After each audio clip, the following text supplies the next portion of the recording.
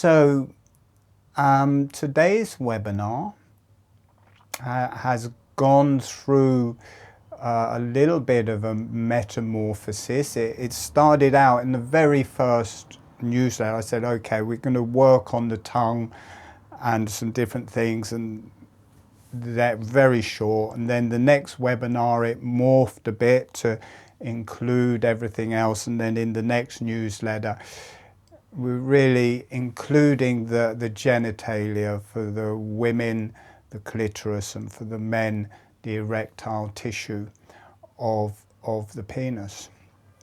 But it is still, we are still going to be working a lot with the tongue in this. And I think I'm going to run a whole series just on the tongue, because it is so important. It's so central for the breathing motion that travels through the whole body in holographic breathing. It's the organ in the face that's directly connecting to the brain and to all the organs and the vagus nerve. It is very much part of this circuit, the yellow energies circuit, but also every circuit and every organ is represented in the tongue. So it's kind of covers everything. In the same way as we worked with the legs when we're working with the brain webinars, we work with all of the different energy systems in the legs. You can do the same with the tongue. And I think I'm going to spend some, a four webinar series doing that and properly work with it. There's a huge kind of karma and consequences working with the tongue. And I remember in holographic breathing at the beginning, working with it and working with the roof of the mouth and this whole motion moving through the brain and how it was connecting to all these different systems. And there was a very marked point when I was working with the nerves through it. The nerves in the tongue released, just completely melted the tongue. It just became completely relaxed. For me, the stress was in the nervous system in the tongue, and as soon as that released, the whole tongue just flattened across the whole roof of the mouth. It was totally relaxed. It just completely splayed out. And it changed my relationship with holographic breathing, because one, all of the different energy centers in the tongue were connecting to all of the different energy centers in the roof of the mouth.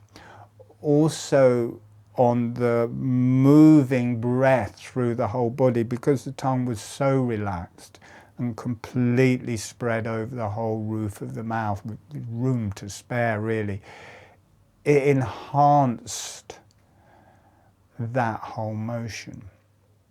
So we're going to go into more depth with the tongue, but in this webinar we will be working with the tongue, but a lot in relationship for the women to the clitoris and for the men to the erectile tissue of the penis. And I think I will just, before I go any deeper into that, I just think I'll show the anatomy of those two organs, so everyone will have a nice image of it as we go forward. But especially for the women, for the younger women these days, I think they're taught in school now, but it wasn't until round about 2008 that they actually started showing the true size and what the clitoris was. So we'll have, here is a clitoris, rather funky looking thing. There's a clitoris. This is a bit bigger. It's said full size, but it's full size and a bit actually. Looks a bit like Concord. They come in different shapes and sizes.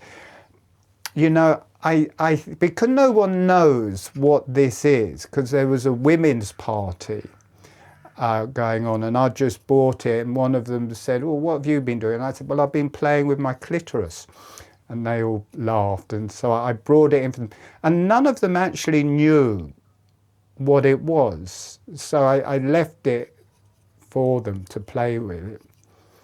And I went back and got it in the morning. I was because they were trying it on for size to try and see where it fitted. So I came back. It had a very particular scent to it in the morning. It definitely seemed to be energized by the morning time. It had realized fully what it was. But I think I'm going to make a model of it out of soft rubber, because this could easily become a toy. It's designed to play with. You could put it out to businesswomen, men and women. They wouldn't really know what, but you can't really stop playing with it. It's that kind of shape. And it's kind of quite alien, really. It's really quite a funky thing. This one's a bit straight, really. It's a bit more curved. I think I'll have to get another one. A bit smaller, actually, because this one's a bit big for the pelvis. So here we have a pelvis, and it sits in here, and the legs, let me see if I can fit it in. The legs travel off down, whoops, fallen off.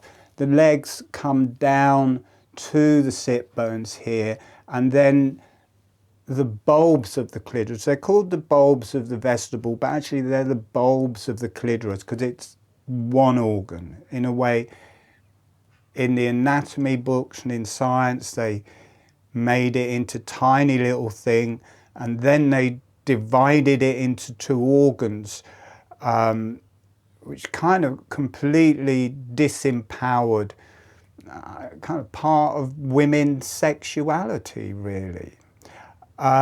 So I call it the legs of the clitoris and the bulbs of the clitoris, rather than the bulbs of the vestibule, which more relate it to the vagina.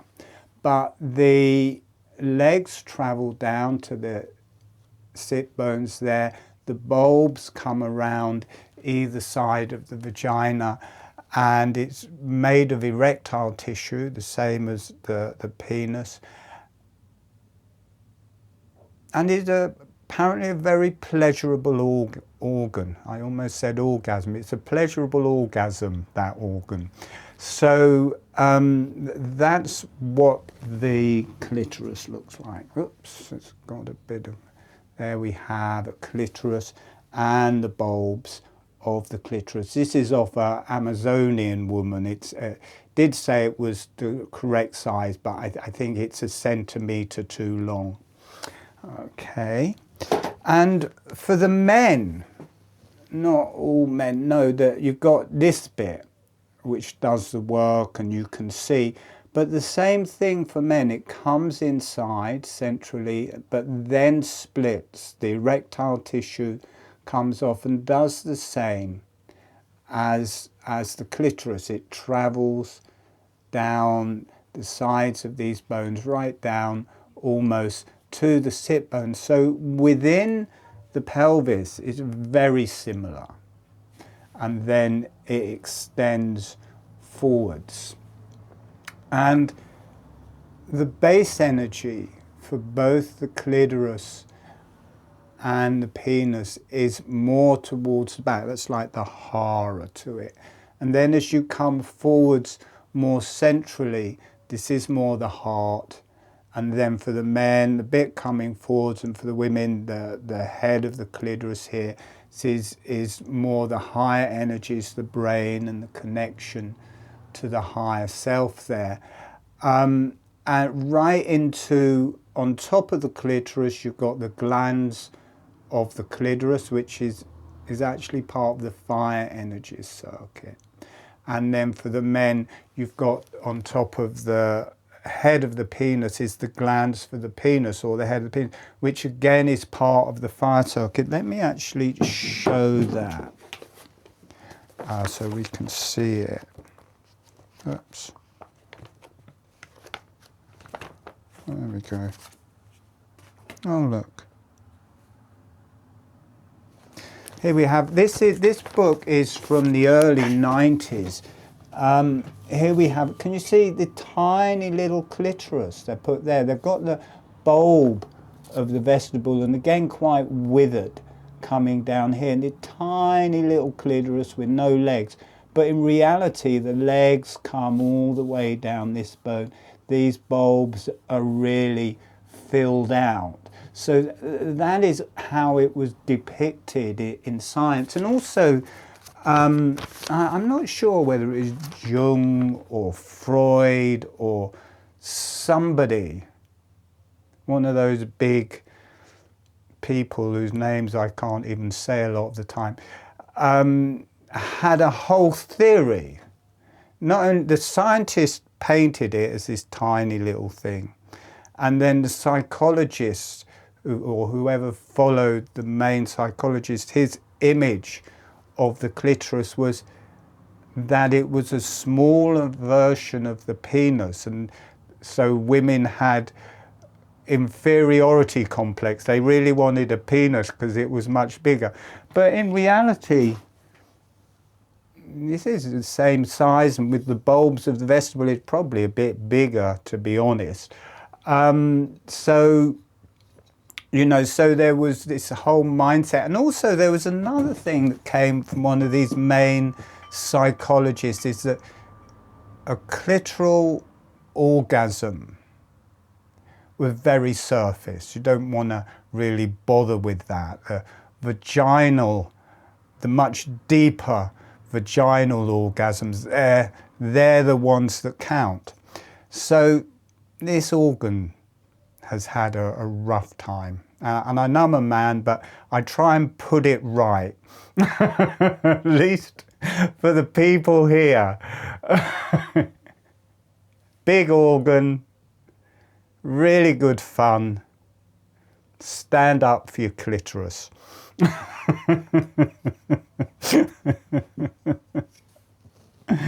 Okay, for the men. And I haven't really done much work with the head of the clitoris and the head of the penis. And I thought I must do that because it strongly connects to the higher energies. It strongly connects the third eye and the pineal gland from the clitoris. But for some reason, the head of the clitoris and the head, either it held more sexual karma, or people view it as the important bit and hold more trauma there.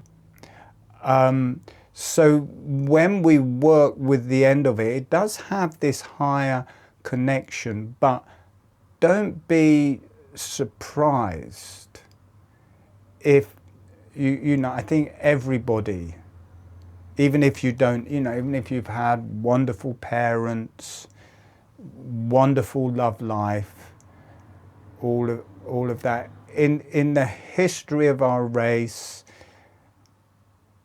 in our education, in our religion, for most people, I'm not saying for everybody, but for most people, that area, you know, in Christianity, is kind of bad. You know, don't do that. Go to heaven, be chastised, or whatever it is. And in it, you know, it's just hidden in a way. So there's that, but also through our past lives, through our history, that whole area, been a lot of trauma around it. And I'm just backing off from saying this, but I think I will. I mean, there's been a lot of genital manipulation of women. And I was talking to someone, they said, well, they cut the top of the clitoris off. So there's that been going on for a long time that's in our roots. But also what occurred to me that people don't seem to think matters so much is snipping the foreskin off for men.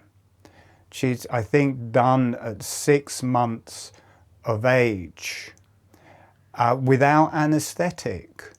I mean, this must be tremendously traumatizing for a young child.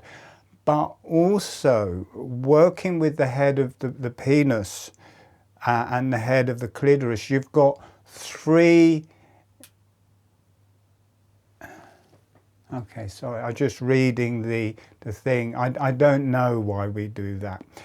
But anyway, you've got 3 types of energy. You've got the erectile tissue, which is more this yellow energy circuit.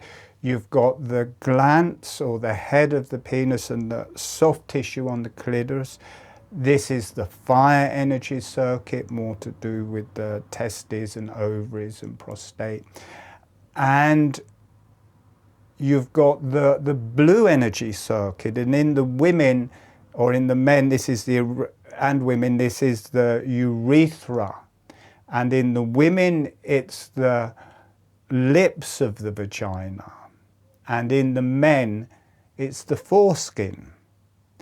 And I can't help but think that has quite a generational and quite profound effect, because the lips of the vagina and the foreskin for the men is one of the ways that circuit connects to the higher self. And also, as I said, there's a lot of trauma in this area, very much connected to sexual karma. I think, you know, again, working with those 2 areas, whether people have had karma in that area or not, really brought a lot to the surface. So there's an awful lot held in that area for men and for women. And we're going to be working with that area, but mainly in the erectile tissue. So we're going to spend a good amount of time just letting that work through. I'm not sure if I showed this. I think I went off track before I showed it. So there. This, for the men, this is divided. You've got the urethra, which is the blue energy circuit, the glans of the penis, which is the fire energy circuit, and then you've got the erectile tissue. And can you see how the erectile tissue comes right down pretty well into the sit bones there? So this is the erectile tissue. Don't ever let anyone paint your anatomy. Just destroy you. So that is a taken apart penis there. All right. I was not expecting to talk about that. I wasn't going to do so much on the tongue. It was going to be more, I was going to include the tongue, obviously, but it wasn't going to be the mainstay of this webinar. But for the last 4 or 5 hours, my tongue has been on fire. It feels like it's coming up in ulcers or something. So we're obviously clearing something through the tongue and being aware of that area in the pelvis. You know, the tongue is of the yellow circuit, and erectile tissue of the penis and clitoris is of this circuit. So they're strongly related. And the back of the tongue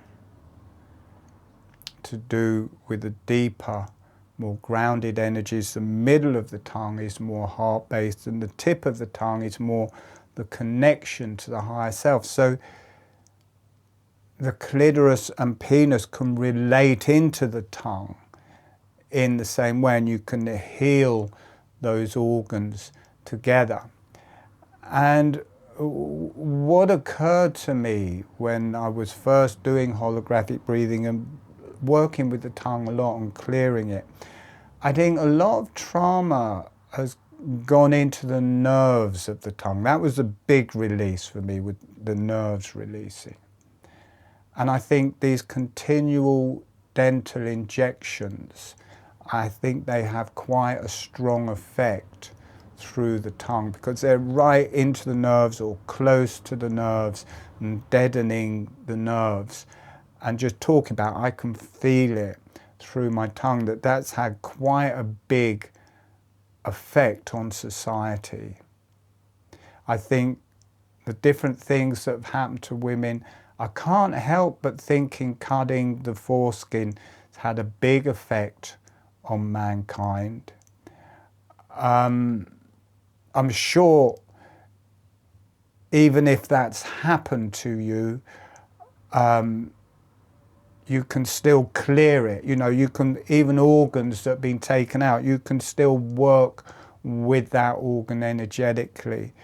I think working with the head of the penis, whether the foreskin is there or not, can help heal that. Even though it's something that's missing, that original energy is there, that connection to the higher self is there through that circuit. That may have all sorts, well, I'm sure it does. When a race, I don't know how many, I think it's in lots of religions, and I think some of it is religious and some of it is just for sanitation, that they're not germs or bacteria building up in that area. So it may be religious, but kind of somehow just done so, otherwise, you know, without running water and things like that, you probably get quite a lot of disease in that area. So it may have come from that. But I don't know if you've noticed, we do have running water now. It may not be so necessary to do that anymore. As some of you realized, I was kind of part of what a lot of people called a cult. I just thought it was a rather good fun spiritual communes I was living in, but everyone else was sure that I'd been brainwashed. And anyways, in Oregon, there was a ranch where we moved from Pune in India to Oregon in America, and we had a ranch in a kind of desert there. And everybody had black arms and white bodies because they were wearing t-shirts, and their arms were getting really suntan, and their body, you could tell if people took their shirt off, everyone had these dark arms and white bodies. I was talking to a friend, and she was saying, you watch, in years to come, when this is all died out, it will carry on in some form or other, and everyone will paint their arms brown.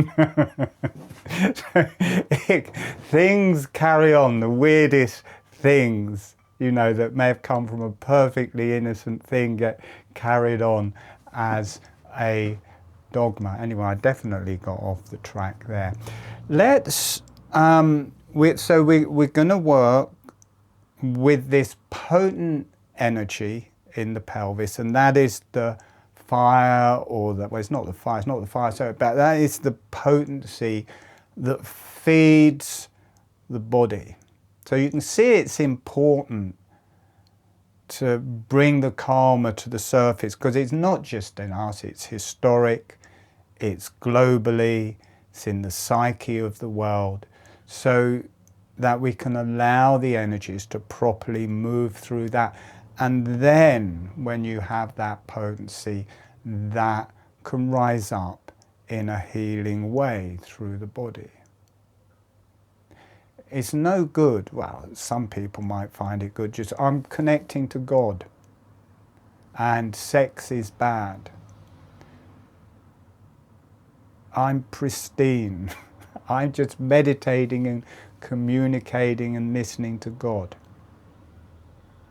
There's no power to that. You're not going to get a potent connection to God. It's like a tree. The roots have to go down and be strong for the tree to stand up and grow and to connect to the higher energies. You need that sexual potency to run up through the body.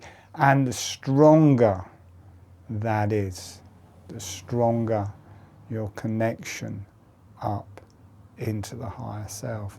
And for me, there's a strong connection from the pelvic diaphragm, from the genitalia, directly to the top of the head. It's like top and bottom. They connect together, and as the pelvic floor opens, so does the crown chakra. They balance and work with each other. There's so many different aspects to holographic breathing. Almost, I'm going to say mind-numbing. I keep trying to edit the words out, but that's what was there, mind-numbing, but mind-blowing really. It just goes on forever. It's just highly kind of significant and integrated body work and energy work and spiritual connections, really. I mean, I'm very clear, I'm very relieved because I work out what to do, and through the day it all starts working. There's a very clear point, but these strong, they're almost physical, the channels, you know, they're really, you really feel them coming in, and they're very benevolent. They're quite human as well. It's not just this, ooh. It's like there's a substance to the guides or the energies, whatever you want to call it, that come in. And I always relax at that point, because I think it doesn't matter. If I get it wrong, it doesn't really matter, because to the highest level of it is letting that spiritual energy come through. And I think people recognize that in me when I'm teaching it, and then connect to their spiritual realms in the same arena. So it really does cover the whole ballpark, as it were.